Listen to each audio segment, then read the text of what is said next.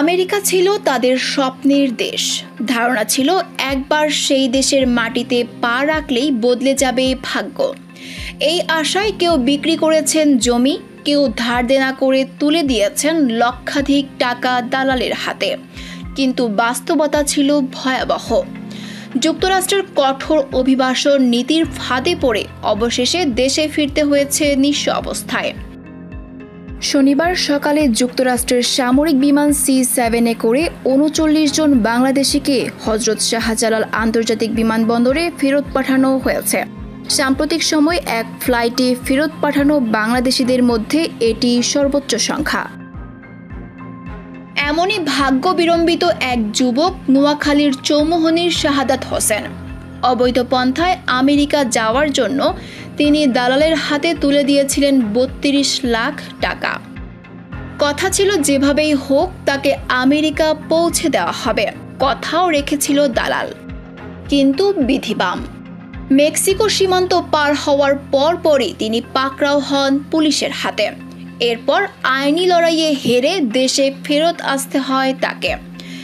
শুধু শাহাদাতই নয়, ট্রাম্প প্রশাসন ক্ষমতায় আসার পর দেশটিতে অবৈধ অভিবাসীদের বিরুদ্ধে চলমান অভিযানে নিয়মিতই ফেরত পাঠানো হচ্ছে বাংলাদেশিদের। পরিসংখ্যান বলছে গত ২ মাসে ১৩ জন বাংলাদেশিকে জোরপূর্বক ফেরত পাঠিয়েছে যুক্তরাষ্ট্র। নোয়াখালীর শাহাদাত বলেন, প্রথমে তাকে ব্রাজিলের ভিজিট ভিসা দেয়া হয়। ২০২৪ খ্রিস্টাব্দের জুনে বিমানে করে দুবাইয়ে ট্রানজিট নিয়ে ব্রাজিলে পৌঁছান তিনি। এরপর সড়ক পথে একের পর এক পার হন অন্তত ১১টি দেশ। তার সঙ্গে ছিলেন আরও ৬ বাংলাদেশি। শাহাদাত জানান, ব্রাজিল হয়ে সড়ক পথে তারা চলে যান বলিভিয়া, সেখান থেকে সীমান্ত পাড়ি দিয়ে যান পেরু। এরপর সীমান্ত অতিক্রম করে পা রাখেন ইকুয়েডরে। এভাবে একে একে পার হন Colombia, Panama City, Costa Rica, Nicaragua, Honduras, Guatemala সীমান্ত। তিনি বলেন, এক একটি দেশ পাড়ি দিচ্ছিলেন আর মনে হচ্ছিল স্বপ্নের কাছাকাছি চলে যাচ্ছেন। এরপর প্রবেশ করেন যুক্তরাষ্ট্রের প্রতিবেশী দেশ মেক্সিকোতে। মেক্সিকোর সীমান্ত পার ফাইনালি ৬ জনের এই দলটি ঢুকে পড়ে তাদের স্বপ্নের দেশ যুক্তরাষ্ট্রে। সেখানে তাদের পুলিশ আটক করে। এভাবে আমেরিকা পৌঁছাতে তাদের সময় লেগেছিল ১ মাস ২০ দিন। এই যুবক আরও জানান, এসব দেশের সীমান্ত পাড়ি দিতে তাদের খুব বেশি বেগ পেতে হয়নি। সব দেশেই আগে থেকে বাংলাদেশি ওই দালালের প্রতিনিধি সেট করা ছিল। কখনো কখনো দালাল আসতে দেরি করলে তারা নিজেরাই বাংলাদেশি দালালকে ফোন করতেন। তখন কিছুক্ষণের মধ্যে তিনি তার প্রতিনিধিদের পাঠাতেন। শাহাদাত বলেন, বাংলাদেশ থেকে যুক্তরাষ্ট্রে যাওয়া এবং পুলিশের হাতে আটক হওয়া সবকিছুই পরিকল্পনা মাফিকই হয়েছে। তবে স্বপ্নভঙ্গ হয়েছে পরবর্তীতে। তারা ভেবেছিলেন আইনি লড়াইয়ে সে দেশে থাকার একটা ব্যবস্থা হবে, কিন্তু ট্রাম্প প্রশাসন তাদের সেই আশা ভঙ্গ করেছে। অবৈধ অভিবাসীদের ব্যাপারে তিনি অত্যন্ত কঠোর হওয়ায় ৭ থেকে ৮ মাসেই তাকে দেশে ফিরতে হয়েছে। একই চক্করে পড়া ভাগ্য বিড়ম্বিত আরেক যুবক রতন মণ্ডল। তিনিও নোয়াখালীর বাসিন্দা। বিগত ৪ থেকে ৫ বছর ধরে রতন দক্ষিণ আফ্রিকাতে ছিলেন। সেখানে ব্যবসা করতেন। ভালোভাবেই চলছিল তার ব্যবসা। এরপর পড়েন দালালের খপ্পরে। তাকে আমেরিকার উন্নত জীবনের স্বপ্ন দেখানো হয়। প্রলোভনে পড়ে তিনি ঘানার এক দালালের হাতে তুলে দেন ৪০ লাখ টাকা। দক্ষিণ আফ্রিকা থেকে বিমানে করে প্রথমে তাকে নিয়ে যাওয়া হয় ব্রাজিল।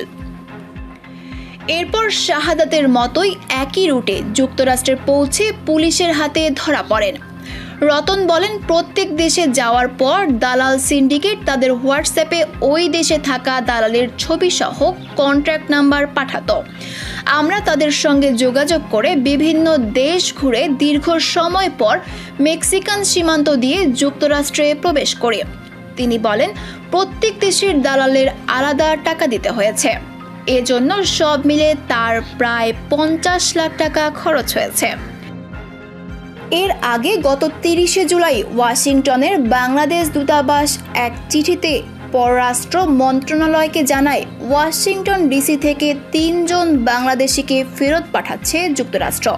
এই 3 জনের ট্রাভেল ডকুমেন্ট বা টিডি এর মেয়াদ ইতিমধ্যেই শেষ হয়ে গেছে। তাই এই বিষয়ে বাংলাদেশ সরকারের সহযোগিতা চেয়েছে যুক্তরাষ্ট্রের immigration and customs enforcement. Bangladesh দূতাবাস ওয়াশিংটন ডিসিকে পাঠানো এক ইমেইলে আইস জানিয়েছে ওই 3 বাংলাদেশি নাগরিককে একটি নির্ধারিত রিপাট্রিয়েশন ফ্লাইটে দেশে ফেরত পাঠানো হচ্ছে। তারা আরও কয়েকজন বাংলাদেশি ডিপোর্টির সঙ্গেই থাকবেন। ট্রাভেল ডকুমেন্টের মেয়াদ উত্তীর্ণ 3 জন বাংলাদেশি হলেন আশরাফুল ইসলাম সুমন, আবু সাইদ, মোহাম্মদ ইব্রাহিম খলিল। ফ্লাইটটি গত 30 জুলাই যুক্তরাষ্ট্র ত্যাগ করে। দূতাবাসের চিঠিতে বলা হয়, আইস অনুরোধ করেছে পররাষ্ট্র মন্ত্রণালয়কে অবহিত করে ওইসব ব্যক্তিকে নির্বিঘ্ন প্রত্যাবাসন নিশ্চিতে প্রয়োজনীয় সহযোগিতা করতে। যেহেতু ট্রাভেল ডকুমেন্ট সমূহের মেয়াদ শেষ হয়ে গেছে, তাই বাংলাদেশে তাদের পুনঃপ্রবেশ নিরাপদ করতে সংশ্লিষ্ট কর্তৃপক্ষের সহযোগিতা চাওয়া হয়েছে।